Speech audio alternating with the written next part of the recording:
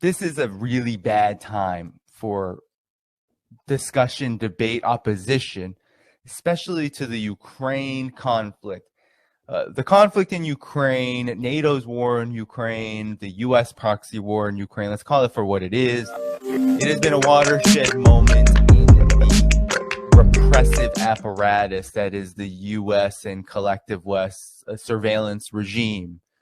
We've seen early on in this conflict entire YouTube channels be taken down, entire foreign media like RT be censored.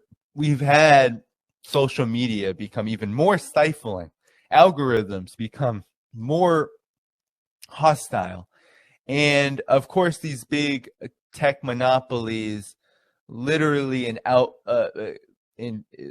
control the speech, control the conversations, the topics that we are able to speak about, looking for certain words, looking for certain framings, and especially when it comes to questioning the narrative of this conflict, the narrative that the U.S. and the collective West have peddled, which is that Russia's the aggressor, that Ukraine is a democracy, that Russia needs to be expelled. When we question these things, when we question the basis for this proxy war, there are consequences.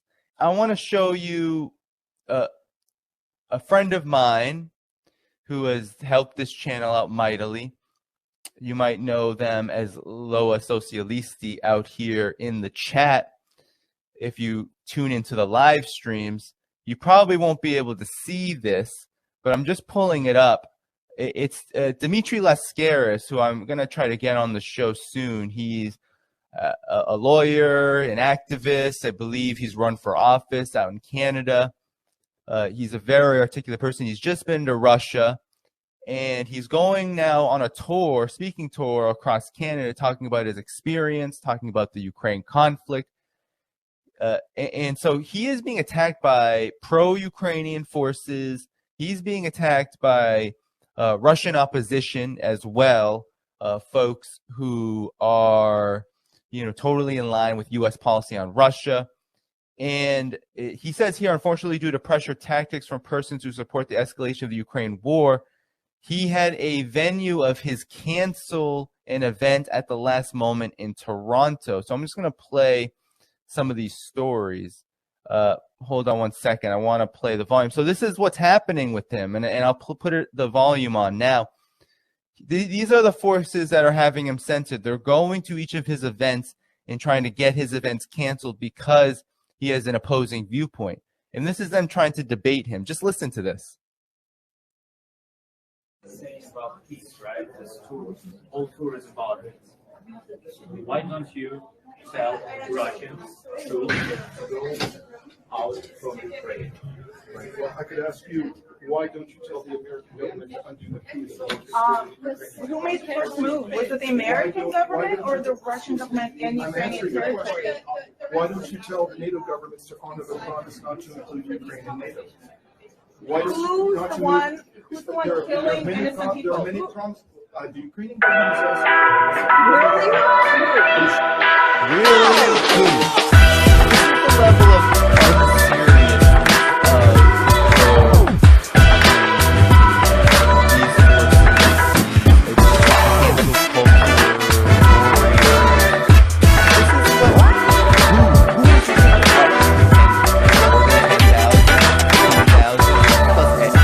forget about it now in this after this conflict. I mean, a lot of people have had to die. A lot of people fighting on the side of Donbass have had to die because of Ukraine's 8+ year assault on that region. And she's asking who? Who exactly? Who's been the one killing innocents? Can't even acknowledge the facts that the United Nations and also that the collective West have acknowledged. But let's continue. Donbass for 8 years. For 8 years. Okay, that's Russian propaganda right there, sir. Yes, it is.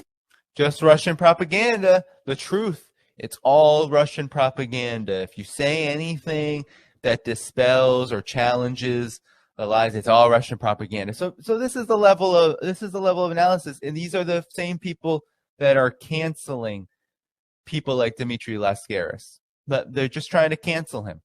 Yes, it is. If your mouthpiece, why all these people, Ukrainian people, can come here with our flag? Why are people leaving from Donbass here instead of from Donbass to Russia? Are you going to allow me to answer? No, I'm asking you, why? You're not allowed.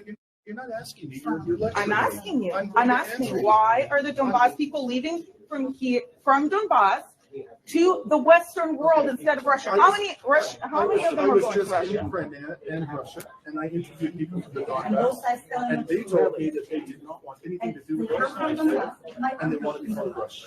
So I believe that there are conflicting opinions. I think there are conflicting opinions in the Donbass about this.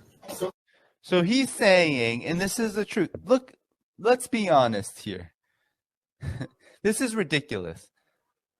This person is trying to tell Dmitry Lascaris, who was just there, who was just in Russia, trying to tell him, why are people in Donbass coming to Canada? Are they? Are they coming to Canada? Because last time I checked, Russia has been a huge proponent of allowing the settlement of people who are being attacked by Ukrainian forces into Russia. The forces, it seems like, that are coming into the collective West are those who have had to flee due to economic conditions created by the collective West, created by NATO, and who happen to be very sympathetic to Ukraine's cause. Because, reminder, Ukraine is being destroyed wholesale. Its entire economy is being gutted. It already was one of the poorest countries in Europe. Now it is absolutely decimated. It is a failed state.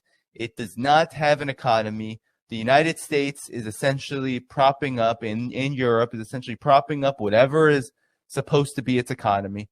Ukraine is finished. It is not a functioning economic unit. There is nothing functioning about it. It is worse than an IMF statelet, an IMF indebted country. It is a completely destroyed country because of the conflict that NATO has caused. So this person, again, these are the people, and it goes on and on and on and on. It goes on and on. He has to debate. He has to debate these people. They try to crowd him, right? They try to cancel him. He's having events canceled. So I'm going to try to get him on the show at some point, hopefully soon.